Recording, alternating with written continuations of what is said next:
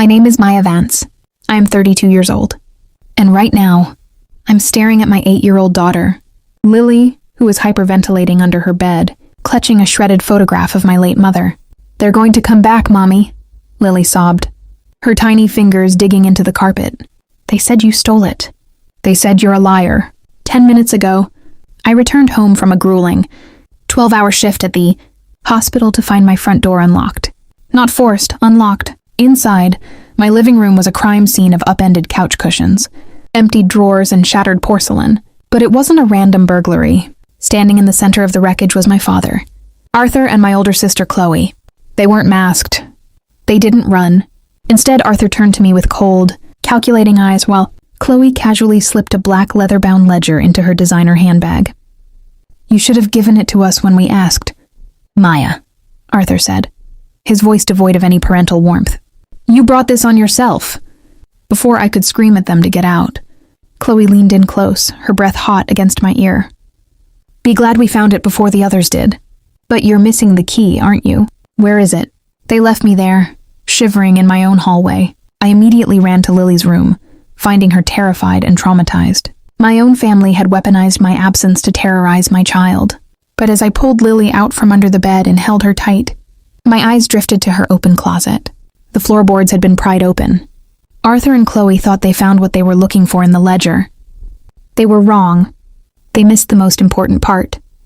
Deep within the crawl space of the closet, glowing faintly in the dim light, was a heavy, military-grade, steel lockbox that belonged to my grandfather, a man who supposedly died in a classified submarine accident 30 years ago. I reached inside, my hands shaking as I pulled the cold steel box onto the floor. I tried the combination I had memorized since childhood. Click. The heavy lid swung open. Inside lay a pristine loaded service pistol, a stack of modern European bearer bonds worth millions, and a digital recorder. I pressed play. A voice rasped through the speaker, but it wasn't my grandfather's. It was a voice I recognized instantly. It was the voice of the man who had just ransacked my house. "If Maya is listening to this," my father's recorded voice whispered, frantic and bleeding panic, "it means I failed to kill the asset. Maya, you need to run. They know you aren't my real daughter." My breath hitched. The front door downstairs suddenly clicked open again. Heavy footsteps began ascending the stairs, moving straight toward Lily's bedroom. The footsteps on the stairs were heavy, measured, and deliberate. I slammed the lid of the steel lockbox shut, shoved it back under the loose floorboards, and threw a pile of blankets over the opening. My heart hammered against my ribs like a trapped bird. "Mommy?" Lily whispered, her eyes wide with fresh terror. "Shh." I placed a finger over her lips, pulling her behind me into the deepest corner of the closet. I grabbed the service pistol from the box, my hand trembling as I racked the slide. The heavy metallic clack echoed like a gunshot in the small room. I had never held a gun in my life, but looking at my terrified daughter, I knew I would use it. The footsteps stopped right outside Lily's bedroom door. The shadow of 2 feet blocked the crack of light beneath the door. The brass doorknob began to turn, slowly, agonizingly. Creak! The door swung open. A silhouette stepped into the room. It wasn't my father. It was a tall, broad-shouldered man wearing a dark tactical jacket. He didn't look like a burglar. He looked like a professional. He scanned the room, his eyes lingering on the overturned mattress and the shattered lamp. "Maya?" he called out, his voice a low, raspy baritone. "If you're in here, you need to move. Now. Your father didn't leave because he was done. He left because they tracked him here." My grip tightened on the gun. "Who are you?" I demanded from the shadows of the closet, keeping the barrel leveled at his chest. "Take one more step and I swear I'll fire." The man stopped instantly, raising his hands in the air. "My name is Logan. I was your grandfather's handler in the Navy, Arthur." "Isn't your father?" "Maya. He was his partner, and the man who betrayed him." "You're lying," I spat, tears stinging my eyes. My whole life was crumbling into a violent fiction. My father is a businessman. He's cruel, but he's not a traitor? "A murderer?" Logan interrupted, turning his head slightly toward the window. "Look out the window, Maya. See that black SUV down the street? That's not the police. That's a private security detail contracted by a firm called Vanguard Logistics. Your sister Chloe doesn't work for a marketing agency. She's their lead asset." A cold sweat broke out across my neck. Chloe, my older sister. The one who used to braid my hair was a shadow operative? It felt insane. It felt impossible. Suddenly, a sharp electronic beep echoed from the closet floor. It was coming from the digital recorder inside the lockbox. The battery was dying, but it triggered a secondary playback sequence. My father's recorded voice cut through the tense silence again, louder this time through the small speaker. "The asset's biological mother is still alive," Arthur's voice whispered from the floor. "She's holding the master keys in Berlin. If Vanguard finds her first, Maya is dead." Logan's eyes snapped to the floorboards. "You opened it. You have the bearer bonds." Before I could answer, a sudden shatter of glass erupted from the downstairs living room. The home security alarm didn't wail. The wires had been cleanly cut. Instead, a heavy metallic cylinder bounced up the stairs and rolled directly into Lily's bedroom, emitting a thick, blinding white smoke. "Tear gas," Logan yelled, lunging toward the closet. "Cover her face!" I grabbed Lily, pulling her jacket over her nose as the burning sting hit my eyes. Through the thick, billowing smoke, I saw the silhouette of the bedroom window shatter completely. A figure in a gas mask swung into the room, their weapon raised. Logan tackled the intruder, a brutal scuffle throwing both men against the wall. "Go, out the back!" Logan choked out through the smoke, wrestling the weapon away from the masked operative. I didn't hesitate. I grabbed the steel lockbox by its handle, shoved the pistol into my waistband, and hauled Lily through the smoke toward the hallway stairs. We scrambled down the steps, coughing and gasping for air, reaching the back kitchen door. I threw the door open, sprinting out into the pouring rain toward my old sedan. I unlocked the doors, shoved Lily into the back seat, and threw the lockbox onto the passenger side. My hands shook so violently I dropped the keys twice onto the floor mat. "Come on, come on!" I screamed at myself, finally jamming the key into the ignition. The engine roared to life. I slammed the car into reverse, spinning out of the driveway just as the front door of my house burst open. Standing under the porch light, completely drenched in the rain, was my sister Chloe. She wasn't wearing a gas mask. She was holding a suppressed pistol, her face completely expressionless. She raised the weapon, aiming directly through my windshield. But she didn't fire at me. She shifted her aim slightly to the left and fired a single shot into the front tire of a dark SUV that had just pulled up to block my escape. The very SUV Logan said belonged to Vanguard. She looked directly into my eyes through the rain, gave a tight, almost imperceptible nod, and shouted a single word over the storm. "Run!" She had just saved my life from her own employers. But as I sped down the dark, rainy street, my mind reeled in absolute chaos. Why did she terrorize my daughter if she wanted me alive? Who was tracking us? I glanced down at the passenger seat. The digital recorder in the open box blinked one final time before the screen went, entirely black. But a tiny thermal printer slot at the base of the device clicked, rolling out a single narrow strip of paper. I snatched it with one hand while steering through the blinding rain. It was a receipt for a private medical facility dated 8 years ago, the exact month and year Lily was born. Printed at the top was the patient's name, Chloe Vance. My sister didn't just break into my house to find a ledger. The child I was protecting in the back seat wasn't mine. The steering wheel jerked violently under my hands as the revelation hit me. I looked in the rearview mirror at Lily. She was curled into a ball, exhausted and shivering under her damp jacket, her eyes closed. My sister's daughter, the daughter I had raised from the second she drew her first breath. The hospital records, the birth certificate. Everything I knew was a meticulously crafted lie. I looked down at the thermal receipt again. The medical facility was listed as the St. Jude Specialization Ward in upstate New York, a facility that didn't exist on public maps. Suddenly, the sedan's dashboard screen flashed. My phone was vibrating in the cup holder. The caller ID displayed a blocked number. I swiped the screen to answer, putting it on speaker. "Who is this?" I demanded, my voice cracking. "Don't look back, Maya. And don't slow down!" Chloe's voice hissed through the speakers, laced with an urgency I had never heard from her before. "Vanguard operates via automated satellite tracking. They know the make, model, and license plate of your car. You have exactly 7 minutes before they lock down the highway exits. You terrorized my daughter." I screamed, tears blocking my vision against the blinding rain. "You tore my house apart, and this receipt." "Chloe, what did you do to me 8 years ago?" A heavy silence hung over the line, punctuated only by the sound of windshield wipers slashing against glass. "I didn't terrorize Lily to hurt her, Maya," Chloe whispered, her voice fracturing with raw emotion. Our father was going to kill her tonight to erase the asset trail. I had to make him think I was on his side. I had to find the ledger before he burned the house down with both of you inside. Why? I choked out. Why is Lily an asset? Because she isn't just my daughter Maya, Chloe said, her breath hitching. She's the genetic match for a multi-billion-dollar biotech inheritance tied to Vanguard. Arthur isn't our father. He's a black market broker who bought us as children. And right now, he's heading to the state archive to delete the only records that prove who you really are. Before I could ask another question, the sound of a screeching tire echoed through Chloe's side of the line, followed by a loud metallic crunch. The call cut to dead static. Chloe? I yelled, but the line was dead. I glanced at the GPS map on my dashboard. The highway exit for the state archive was coming up in 2 miles. If I kept driving toward the safe house Logan mentioned, I would survive.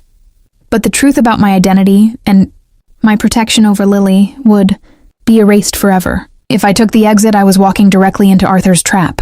I looked back at Lily. She opened her eyes, looking at me with absolute trust. Mommy, where are we going?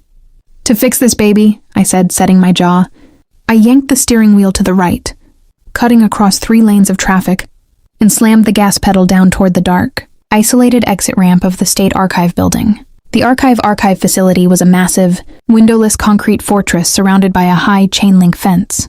The security gate was already smashed open, the metal twisted outward. Arthur was already inside. I parked the car in the shadow of a sprawling oak tree, grabbing the steel lockbox and the service pistol. Lily, stay low on the floorboards. Lock the doors from the inside. If anyone else opens this door, you run into the woods. Do you hear me? She nodded bravely, sniffing back her tears. I slipped out into the freezing rain, creeping through the shattered front glass doors of the archive building. Inside, the emergency red lighting was pulsing, casting long, bloody shadows across rows of floor-to-ceiling filing shelves. The air smelled of ozone and smoke. I moved silently down the central aisle, the pistol raised before me. At the end of the corridor, a massive server terminal was sparking. Standing in front of a terminal screen was Arthur. He was holding a canister of chemical accelerant, pouring it directly over a stack of old leather-bound logbooks. I knew you'd come, Maya, Arthur said without turning around. His voice echoed coldly in the cavernous room. You always had your mother's stubbornness. Or rather, the woman you thought was your mother. Step away from the files, Arthur, I said, my voice steady despite the adrenaline roaring in my ears. It's over. I know about Lily. I know about Chloe. Arthur turned slowly, a mocking smile on his face. He held up a single sheet of paper, an old adoption decree from 1998, bearing my childhood photograph and an official state seal. You think you know the truth? Arthur chuckled, shaking his head. Chloe didn't save you tonight because she loves you. Maya, she saved you because she needs your blood. Lily's genetic condition is terminal. The biotech inheritance isn't money, it's a cure. And you aren't the savior, Maya. You're the incubator.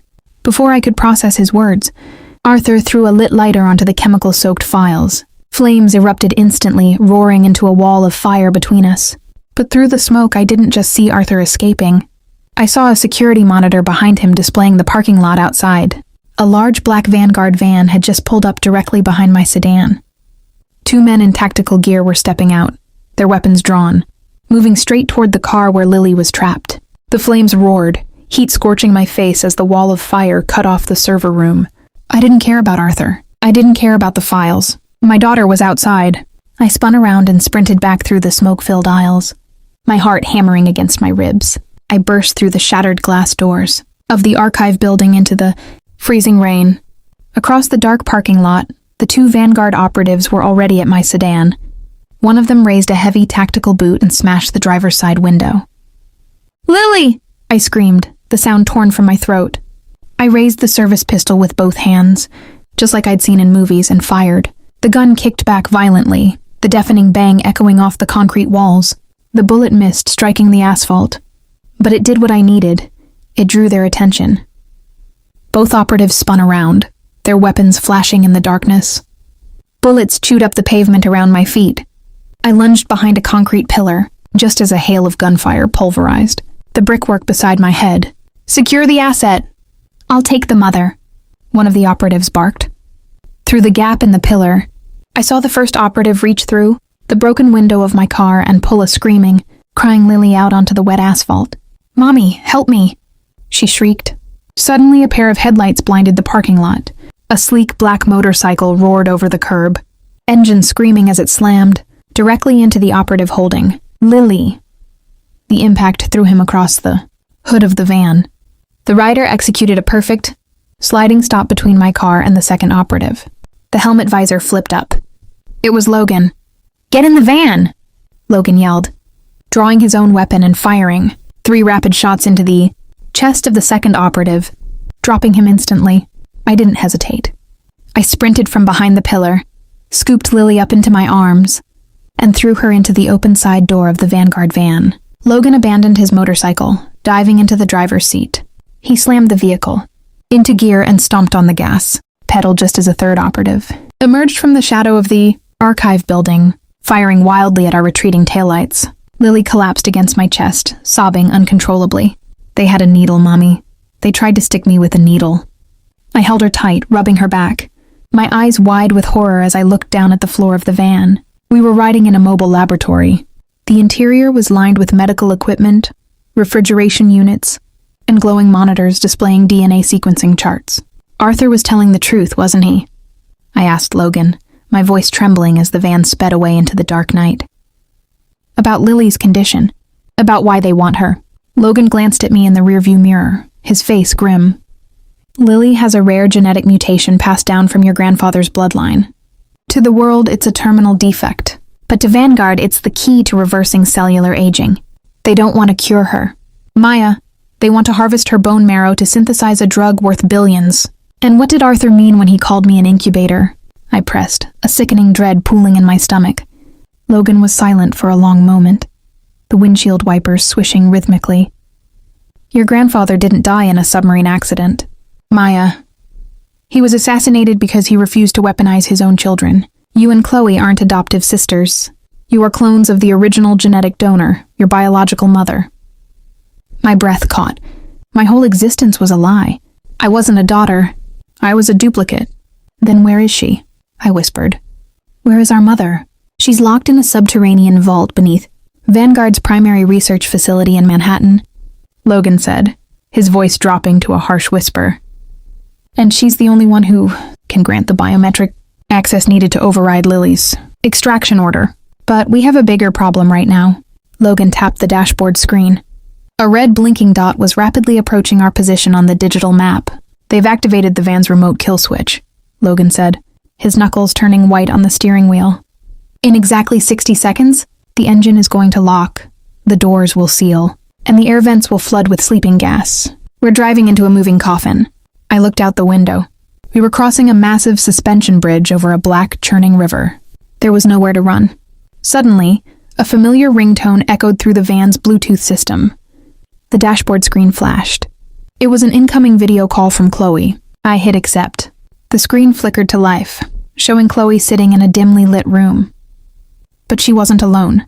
Standing behind her, with a blood-stained bandage over his temple and a cold, victorious smile on his face, was Arthur. He held a silver scalpel pressed firmly against Chloe's throat. "Hello, Maya," Arthur purred through the speaker. "You have 30 seconds before that van locks down. If you want the bypass code to save your daughter, you're going to give me exactly what I want." "What do you want, Arthur?" I screamed into the console, my eyes darting to the digital timer on the dashboard. 30 seconds. "The steel lockbox," Arthur replied smoothly, the scalpel gleaming against Chloe's neck. "Your grandfather's real ledger isn't the one Chloe took. It's a digital key embedded inside the lining of that box. Give me the key, or watch your sister bleed, right before that van suffocates you and Lily." On the screen, Chloe's eyes flared with sudden, fierce defiance. "Don't do it, Maya. If he gets that key, he can access the vault without you. He'll kill Mother, he'll kill Lily, he'll kill—" Arthur abruptly pulled her head back, cutting off her words. 15 seconds. The van's engine began to sputter. The electronic locks on the doors engaged with a heavy, terrifying thud.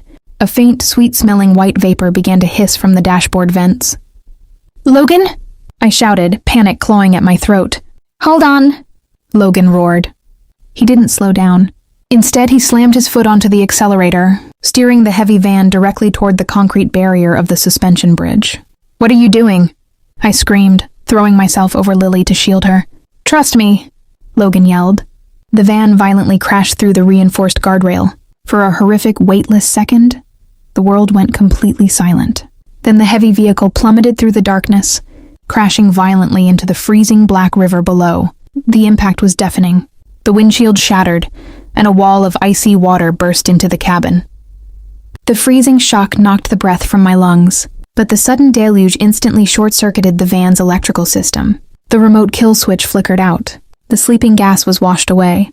"Maya, the back doors," Logan choked out, water rapidly rising to his chest as the van began to sink into the abyss. I scrambled to the rear of the flooded vehicle. Water was at my chin now. Lily was crying, gasping for air in the shrinking air pocket at the ceiling. I grabbed the heavy service pistol from my waistband, leveled it at the rear glass window, and fired twice. The glass spiderwebbed. I kicked it out with my boot, the rushing current instantly dragging me. Lily and the steel lockbox out into the open. Freezing river. The current was brutal, spinning us in the dark. I fought with everything I had, keeping Lily's head above the water as we drifted toward a muddy, industrial riverbank under the shadow of the bridge. Coughing and shivering violently, I dragged Lily onto the shore. Beside us, the steel lockbox floated ashore, tangled in river weeds. We were alive, but we were freezing, stranded, and completely exposed. I looked around wildly in the darkness. "Logan?" I shouted into the rain. "Logan?" There was no answer, only the churning black water. He hadn't surfaced. Wiping the freezing rain from my eyes, I pulled Lily close to my shivering body. I checked the lockbox. The impact had dented the frame, revealing a hidden, false bottom beneath the steel lining. Inside lay a glowing, encrypted USB drive, the digital key Arthur was willing to kill for. Suddenly, a blinding beam of light cut through the darkness from the top of the riverbank. A sleek, silver sedan tore down the gravel path, its tires throwing mud. I instinctively reached for my gun, but my hands froze as the driver's side door flew open. Stepping out into the rain was Chloe. She was bleeding from a shallow cut on her neck, her clothes torn, but she was alone. She sprinted toward us, throwing a warm wool blanket around Lily before pulling me into a fierce embrace. "How did you escape?" I whispered, my teeth chattering in absolute disbelief. "Arthur had you." "I broke his wrist the second the call disconnected," Chloe said, her voice hard as steel. "But he's not behind us anymore, Maya. He doesn't need to hunt us. He already won." She pointed to her phone screen. A live news broadcast showed the Manhattan Vanguard Research Facility. The headline scrolling across the bottom read, "Terrorist siege in progress. Former Navy operative Arthur Vance locks down vault. He used the video call to trace your location, but he didn't care about the key," Chloe whispered, her eyes wide with terror. "He used the distraction to storm the facility. He's going to force our mother to grant the biometric override right now. If we don't get inside that vault in the next 30 minutes, he will extract Lily's match remotely, and it will kill her from afar." The digital dashboard in. Chloe's car flickered with a brutal countdown timer she had, synced to Vanguard's internal network. If that timer hit 0, a remote satellite command would activate the biometric extraction, device linked to Lily's medical file, pulling data and life from my daughter wherever she stood. "We can't just walk into a corporate fortress, Chloe," I said, my hands shivering as I wrapped the blanket tighter around Lily in the passenger seat. "He has an army. We have a broken gun and a USB drive. We aren't walking in," Chloe said, her eyes locked on the rain-slicked highway as we rocketed toward Manhattan. "We're dropping in. Your grandfather didn't just leave a ledger, Maya. He left an emergency backdoor protocol built into Vanguard's ventilation infrastructure. But it requires 2 matching genetic signatures to open from the roof. You and me," I whispered. "The duplicates." "Yes," Chloe nodded grimly. "And we have to leave Lily here." My heart stopped. "No, absolutely not. I am not leaving her alone. Mommy, I'll be brave." Lily's small voice cracked from the back seat. She reached forward, her tiny cold hand squeezing my shoulder. "But you have to save the lady in the vault. She's your mommy too, right?" Tears blurred my vision. I looked at Chloe, then back at Lily. Chloe pulled the car into a dark, abandoned parking garage 2 blocks from the Vanguard skyscraper. She handed Lily a small encrypted tracking beacon. "Keep this in your pocket, sweetheart.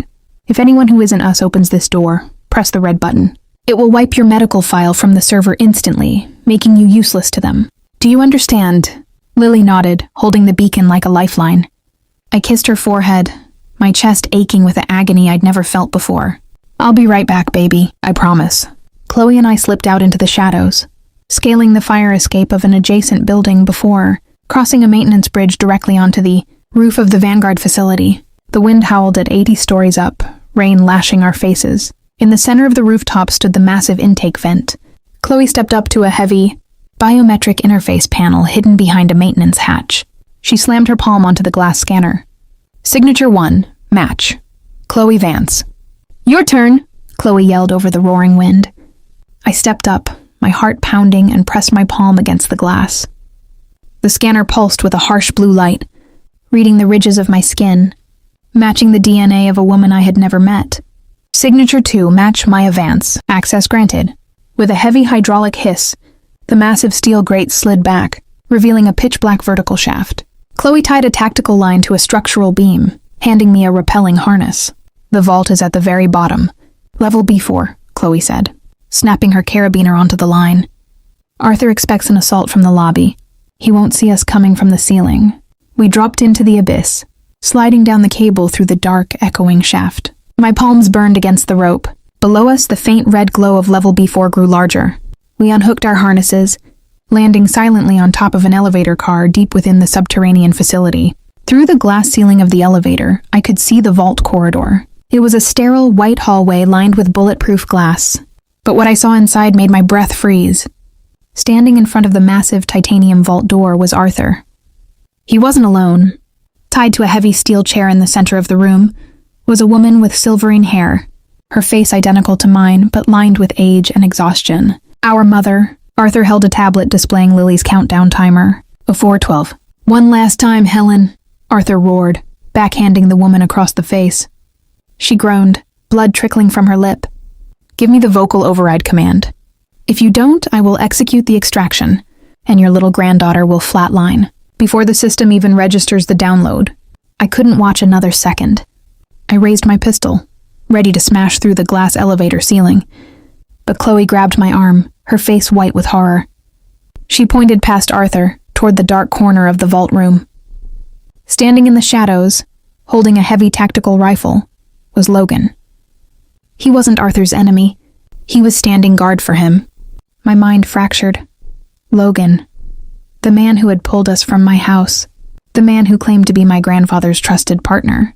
The man I thought was dead at the bottom of the river. He was standing right next to Arthur, his weapon held at a low, professional ready. "You're late, Logan," Arthur growled, not even looking up from his tablet. "I told you to clean up the assets at the river." "The van's automated systems delayed me," Logan replied, his voice devoid of the warmth he had shown me in the car. "But the perimeter is secure. The child is unaccounted for, but she's useless without the master override from the mother." Above them, taped to the glass ceiling, Chloe and I held our breath. She looked at me, her eyes flashing with a dangerous, volatile rage. She unclipped a flashbang grenade from her tactical vest. She held up 3 fingers. 3, 2, 1. Chloe kicked the glass ceiling out. The heavy glass panels shattered inward, raining sharp shards down into the vault room. Simultaneously, Chloe dropped the flashbang. A blinding, deafening explosion detonated in the center of the room. Bang! We dropped through the gap, hitting the concrete floor as Arthur and Logan stumbled backward, clutching their eyes. I didn't hesitate. I lunged forward, tackling Arthur to the ground, sending his tablet skidding across the sterile floor. Chloe moved like a ghost, drawing her weapon and firing 2 rounds toward Logan. But Logan was an elite operative. He rolled behind a steel server rack, his rifle barking in return, sparks flying as bullets chewed through the machinery. "Maya, the tablet!" Chloe screamed, pinning Logan down with suppressive fire. I scrambled across the floor, my fingers gripping the edge of the tablet. The countdown timer was flashing a terrifying red, 02:45. "Get away from it!" Arthur roared, recovering from the blast. He lunged, his heavy boot catching me in the ribs. The pain was blinding, throwing me against the steel chair where our mother was tied. Helen opened her eyes, looking down at me through the blood and exhaustion. Her breath hitched. "Maya," she whispered, her voice a fragile echo of my own. "You look just like I did." "Mother," I choked out, pushing myself up despite the agony in my chest. Arthur grabbed me by the hair, yanking my head back. pressing a cold knife blade against my throat. "It's over, you genetic mistake," he hissed in my ear. "You think you're a hero? You're a blueprint." "Logan, kill the sister!" Across the room, Logan stepped out from behind the server rack, his rifle leveled directly at Chloe, who was out of ammunition, her back pressed against the wall. "Do it, Logan!" Arthur screamed. "End this!" Logan looked at Chloe. Then his eyes drifted across the room, locking onto me and then down to Helen. A strange, unreadable expression crossed his hardened face. "Arthur," Logan said softly, his voice echoing in the tense silence. "You told me the original donor was dead. You told me we were just retrieving property. What does it matter?" Arthur shouted, his grip tightening on my hair, drawing a thin line of blood from my neck. "Execute the order." Logan slowly lowered the barrel of his rifle. My contract was to protect the legacy of the Vance bloodline, not to slaughter it. In a split-second blur of motion, Logan raised his rifle and fired a single heavy round. The bullet didn't hit Chloe.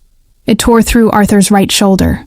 Arthur screamed, his grip releasing my hair as he stumbled backward. Dropping the knife, I collapsed to the floor, scrambling toward the tablet. Onion 15. "Helen!" I screamed, holding the screen up to our mother's face. "The override! How do we stop it?" Helen looked at the screen, her lips trembling. Voice authorization code. Phoenix 1998. I frantically tapped the command line on the screen and screamed, "Phoenix 1998! The tablet beeped. The countdown timer stopped at 0:43. A massive green text popped up. Extraction halted. Encryption protocols locked. We had won. Lily was safe. But my relief lasted less than a second. A sharp electronic wail suddenly erupted from the main vault door behind us. The massive titanium locks began to spin rapidly on their own, a heavy red light flashing above the threshold. Logan's face drained of color. He looked at his wrist terminal. Arthur didn't initiate the extraction from the tablet. Maya, he was just monitoring it. The main Vanguard board of directors just initiated a hard facility purge from their corporate headquarters in Tokyo. The heavy titanium doors opened, but inside wasn't a laboratory. It was a massive, glowing server hub surrounding a central glass cylinder filled with a dark, swirling liquid. And sitting directly in front of the terminal, his fingers flying across a secondary keyboard, was a man we had completely forgotten about. It was Arthur's secondary operative, the man Chloe had shot in the parking lot earlier, alive, bleeding, and smiling like a lunatic. He hit a final key. "If we can't have the asset," the operative gashed out through his teeth, "nobody can." The digital screen above the vault shifted. The countdown wasn't for Lily anymore. A nationwide deletion sequence had just been initiated. Every medical file, every identity record, and every piece of data connecting me, Chloe, and Lily to the living world was being erased globally in 60 seconds. We were about to become ghosts, legally non-existent, hunted by an untraceable shadow corporation. "No!" Chloe screamed, lunging past the bleeding operative to smash her fist into the terminal screen. The glass shattered, but the green code kept cascading down the adjacent monitors. The deletion sequence was unstoppable. "It's a global burn," Logan said, his voice dropping to a hollow whisper as he staggered into the server hub. "Vanguard is wiping their entire domestic ledger. Birth certificates, tax records, medical histories. In less than a minute, the state will have no record that Maya Vance, Chloe Vance, or Lily ever drew breath. That means we can't go back," I said, a terrifying realization dawning on me. "No police, no courts, no protection. We'll be ghosts. Worse than ghosts," Arthur rasped from the floor, clutching his shattered shoulder, a bloody, maniacal grin expanding across his face. "Without legal identities, you don't exist under the law. You can be picked off the street, thrown into a black site, and dissected. Nobody will ever look for you." I ignored his taunts, sprinting to my mother's chair. I grabbed Arthur's dropped knife and sliced the heavy, thick zip ties binding her wrists. "Mother, can you walk?" Helen stood up, her legs buckling from hours of confinement, but Chloe caught her. Our eyes met, 3 generations of identical features, forged in a lab bound by blood. "There is one way to stop the wipe," Helen choked out. Leaning heavily on Chloe, she pointed toward the central glass cylinder holding the dark, swirling fluid. "That is the core processor. It houses the physical hard drives for the local sector. If we destroy it before the upload reaches 100%, the data stays trapped in this room. The global network won't receive the deletion command." I looked at the primary progress bar. 88% uploaded. "How do we destroy it?" I asked, looking around for an explosive. "The service pistol," Logan said, stepping forward. He held out my grandfather's weapon, which he had retrieved from the floor. The fluid in that cylinder is highly volatile liquid lithium used for cooling. One high-velocity impact will cause a thermal runaway, but the explosion will seal this entire vault level dynamically. "A localized blast radius," Chloe murmured, her tactical training instantly calculating the odds. "The blast doors will slam shut automatically to contain the fire.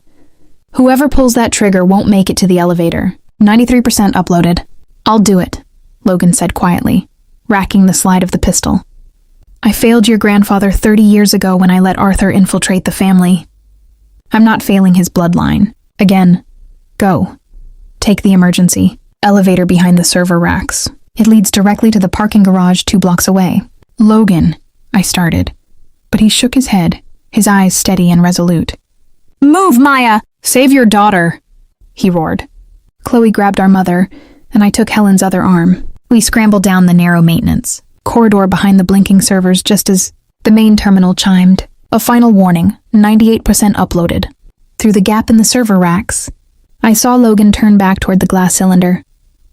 He leveled the pistol with both hands, his face completely calm in the pulsing red light. But as his finger tightened on the trigger, a shadow exploded from the floor behind him. Arthur, using the absolute last of his strength, lunged upward with a discarded piece of shattered glass, driving it deep into Logan's thigh. Logan gasped, his shot going wild, shattering a nearby light fixture instead of the cylinder. Both men crashed to the floor in a brutal, bloody grapple. 99% uploaded. The progress bar began to flash gold. The data was a fraction of a second away from leaving the building. If it uploaded, Lily would lose her identity, her medical protection, and her life. I let go of my mother's arm. "Keep going!" I screamed to Chloe. I turned around and sprinted back into the burning vault room, diving toward the fallen pistol. My knees slammed into the cold concrete as I lunged across the floor, my fingers locking around the textured grip of the service pistol. 100% processing, synchronizing global servers. Arthur had Logan pinned to the ground, his bloody hands wrapped around Logan's throat, his face a mask of pure madness. "We die here!" Arthur screamed, his voice cracking. "Nobody leaves." I didn't think.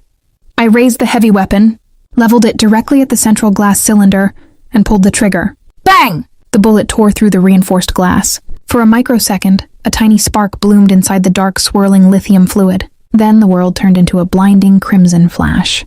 A violent, pressurized shockwave erupted from the cylinder, throwing me backward through the air. My spine slammed hard against the server rack, knocking the wind from my lungs.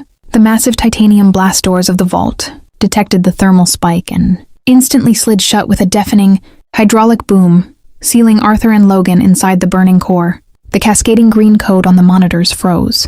The text flickered, fractured, and violently turned to black. Upload severed. Local data contained. The records were safe. Our identities remained anchored to the world. Through the thick, toxic gray smoke, Chloe's hands grabbed my shoulders, dragging me toward the emergency elevator. "Maya, get up. The structural integrity is failing."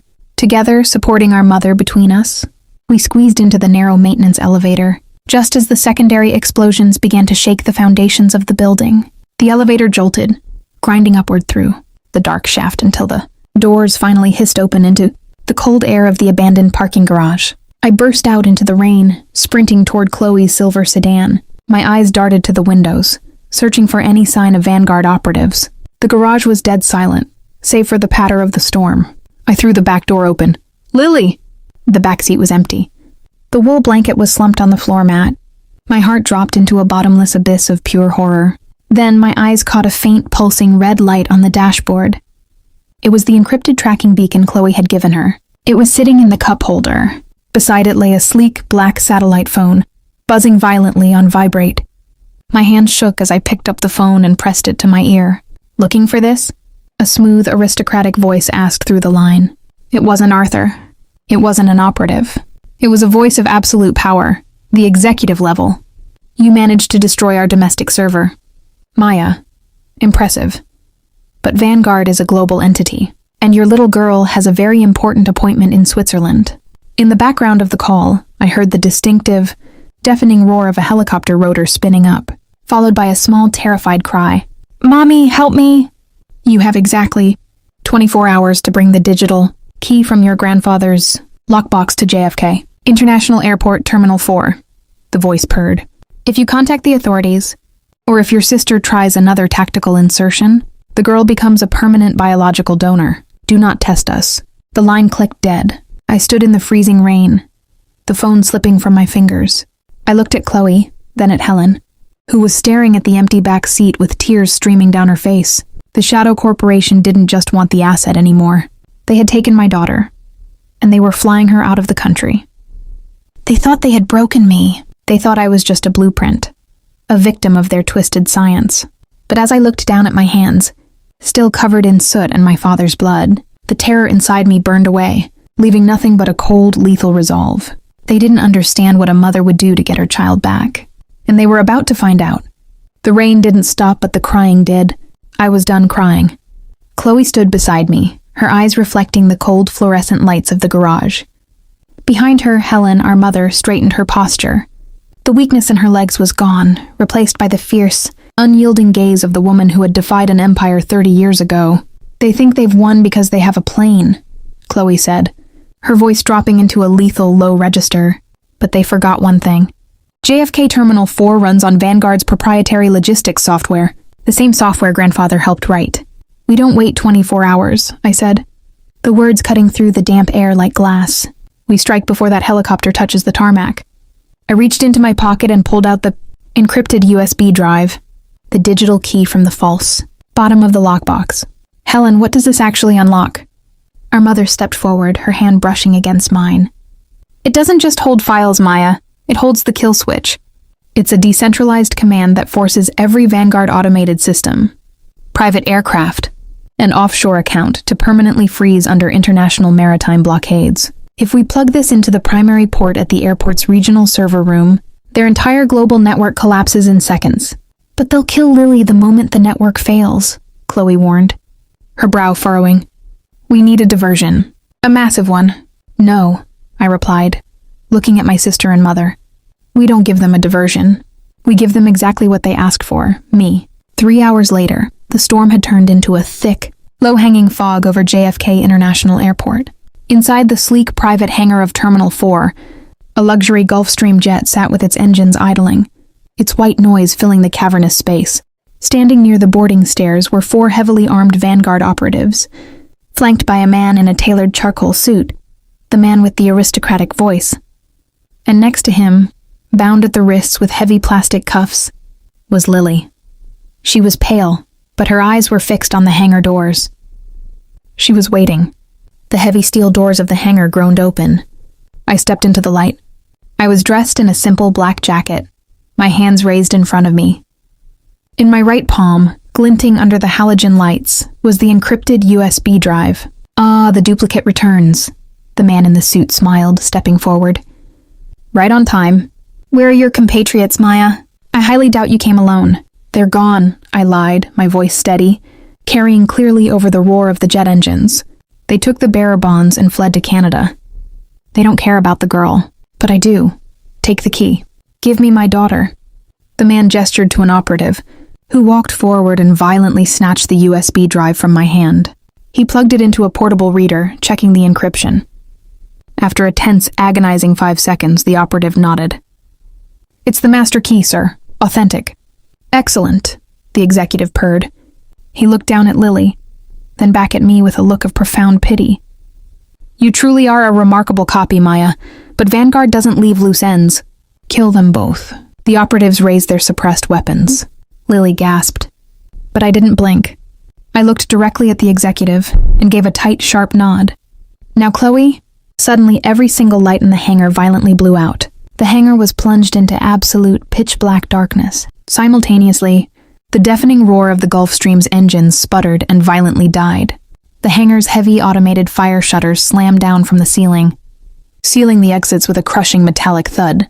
Chloe hadn't gone to the server room to stop the plane. She had gone to upload the key. The USB drive they had just verified wasn't a duplicate. It was the catalyst. The moment it connected to their portable reader, it executed the global code. Shouts of panic erupted from the operatives in the dark. Flashlights clicked on, beams cutting wildly through the shadows. Thwack! Thwack! Through the darkness, Chloe moved like a phantom, her suppressed weapon flashing. 2 operatives dropped to the floor before they could even aim. I lunged forward in the dark, tackling the executive to the ground. He screamed as we collided, his aristocratic poise evaporating as my fingers found his throat. I pinned him down, slamming his head against the concrete until he went completely limp. "Mommy!" Lily's voice shrieked through the chaos. A flashlight beam snapped onto Lily. The final operative was dragging her toward the cockpit stairs, his weapon raised. "Back off or I drop her!" He screamed into the dark. Before I could move, a secondary shadow emerged from the back of the jet. It was Helen. Our mother held a heavy magnesium flare, striking it instantly. The blinding, brilliant white light illuminated the hangar, completely washing out the operative's vision. He stumbled backward, shielding his eyes. I didn't wait. I drew the service pistol from my lower jacket pocket, leveled it through the blinding white glare, and fired a single perfect shot. The operative collapsed backward off the stairs, his weapon clattering across the floor. The hangar fell into a ringing, heavy silence, illuminated only by the dying hiss of the white flare. I dropped the gun, sprinted across the concrete, and threw my arms around Lily, pulling her into a tight, desperate embrace. "I've got you, baby," I sobbed into her hair, tears finally spilling over my cheeks. "I've got you. It's over." "I knew you'd come, Mommy," Lily whispered, her tiny arms squeezing my neck with everything she had. I knew it.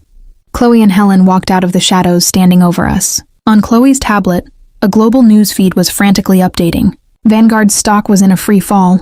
Their accounts were frozen. Their executives worldwide were being detained by international authorities as their dark, unredacted ledgers spilled onto the public internet.